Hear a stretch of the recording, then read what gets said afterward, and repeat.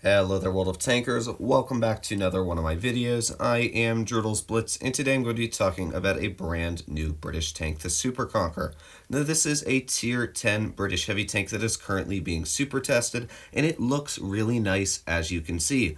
I'm going to be telling you everything you need to know about the tank, the statistics, and everything like that, but remember, it is being super tested, so everything in this video could be subject to change on the final release. Now, appearance-wise, you can definitely see it has some upgrades to the normal Conqueror. First of all, and the most noticeable, is the turret. It has loads of spaced armor all over the front of it. And that's been sort of a trend with the latest British tanks coming into the game, like the Centurion Action 10 and the Mark 1 Defender, and now the Super Conqueror. They all have this extremely thick spaced armor over the front of the tank. As well, you can see the Conqueror has extra armor on the upper plate of the tank, and the sides are a little bit thicker as well. But hopefully it should have better armor, judging that it is a Tier 10 heavy and not a Tier 9.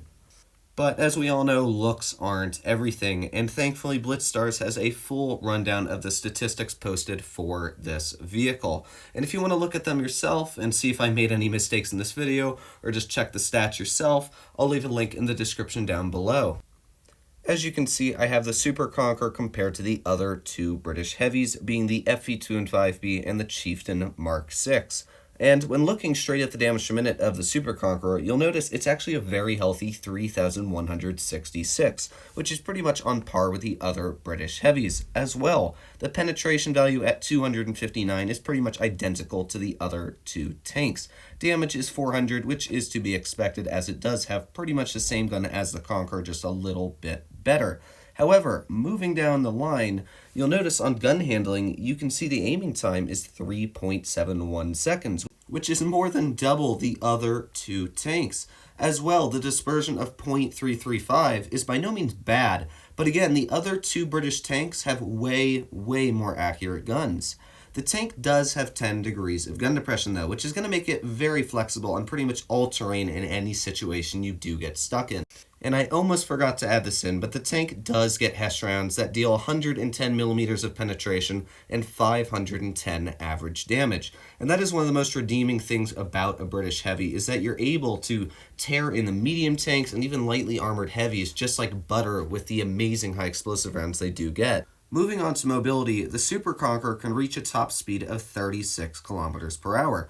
However, you're not really going to be reaching that speed too often, because the power to weight ratio and terrain resistance of this tank are worse than the 2 and 5B, but they carry the same engine. And the reason for that being is because the Super Conqueror weighs in at 76 tons, which is almost 10 more than the 2 and 5B. So it definitely is a little bit slower. And because of that, the turning speed as well is only 26 degrees a second, which is not too fast.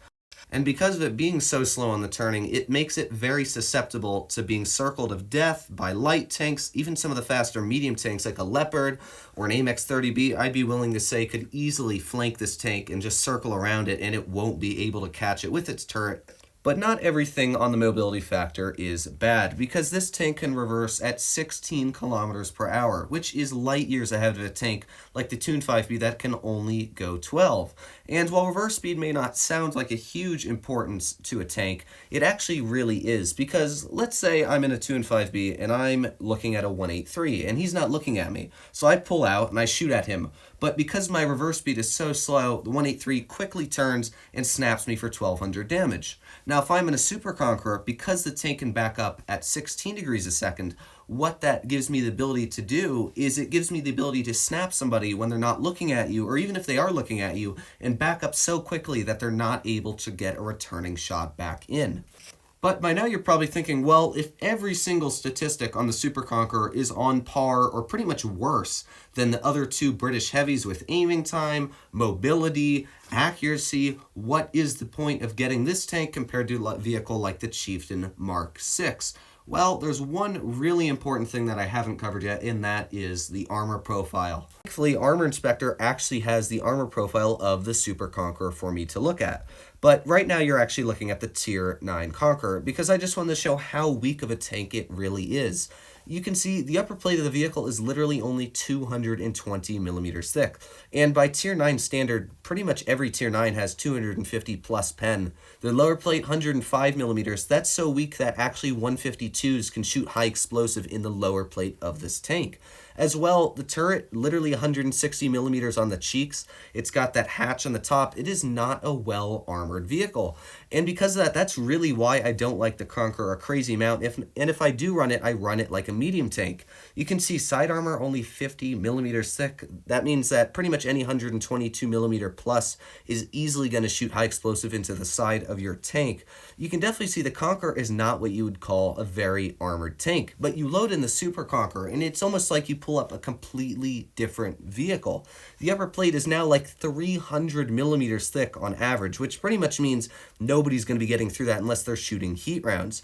As well, the lower plate of this tank, 140 millimeters thick, is way more than the normal Conqueror. And because of that, of course, 152 millimeters now can't shoot HE in the lower plate. Even, most test rounds aren't going to be able to get through that lower plate. And when the tank uses its gun depression, it is ridiculously thick. As well, the turret, 600 millimeters. It is just ridiculous how thick that, extra side plating of armor really puts on this tank. And you might think, well, you can shoot the hatch on the top, but that's still 300, 400 millimeters thick. You're going to have to get some really lucky shots on that. As well, when the tank uses its gun depression, you can see that now the hatch is gone, so you can't even shoot that. The upper plate is pretty much impenetrable to any rounds in the game. The turret is even more thicker than it was before, which is hard to believe. You can see just how menacing this tank is on the battlefield. The side armor goes from 50 millimeters on the Conqueror all the way up to 100, which means that you can side scrape a lot better. But it does have one weak spot I found, which is where the turret actually is. The tank, elongates on the sides to match the turret size, of course. So there's a little bit of a weak spot there. So you can shoot at that, but it's going to be very hard to aim at that, especially when the tank is shooting at you in mid-battle. But as I said before, the tank does not turn very fast. And as you saw, it's only 40 millimeters thick on the rear of the tank. And because of that, you really want to make sure if you pick up this vehicle or whenever it comes out, you want to hide the rear of this vehicle because people are easily going to tear into your rear, and it's going to be very easily flanked. So you definitely want to make sure that you are paying attention on the battlefield when you run a tank like this. But you can definitely see that this tank looks like it's going to be a blast to run. While the statistics may be a little bit worse than the other two British heavies, the armor profile more than makes up for it. I honestly think that this is one of the strongest Tier 10 heavies that is going to be in the game. But wait, there is a catch, and it's a big one. This tank is going to be a collector vehicle, which is very, very disappointing for me because every single vehicle that is at Tier 10 so far has been sold in crates, which means that Wargaming most likely will be selling this tank in crates as well, especially because it is a highly anticipated tank, which is really saddening and disheartening for me because I don't want to have to drop $200, $300 to pick up this vehicle. So that's something that you do have to keep in mind, that this is going to be a collector tank. I'm not sure why they couldn't have just put it next to the 2 and 5V on the tech tree. It would have had a lot of people grind down that tank, and it really would have been an excellent new addition to the British tech tree. So I don't know why they couldn't have done that, but all in all, it is going to be a great tank. I love the way it looks. The armor profile as well is going to be one of the strongest in Tier 10. And that gun, even though it is a little bit worse than the other British tanks, is still going to be menacing with that 3,200 damage per minute it does carry. As always, I hope you guys did enjoy this little preview, though. This is something a little different. If you guys like this type of thing, I'll be doing this on newer tanks coming into the game as well. So let me know if you like this type of stuff. If you do, though, make sure to subscribe, hit that like button down below. Let me know you like this type of content. And if you've stuck this far till the end of the video, and you're probably wondering why the aspect ratio on the last couple of my videos have been kind of messed up, especially the Ag Tiger one last night, I currently sold my computer and I am working on my iPad. So for some reason, Adobe Rush does not want me to get my stuff on the correct aspect ratio. So I've been trying to mess around with it. Obviously, last night was not a great attempt.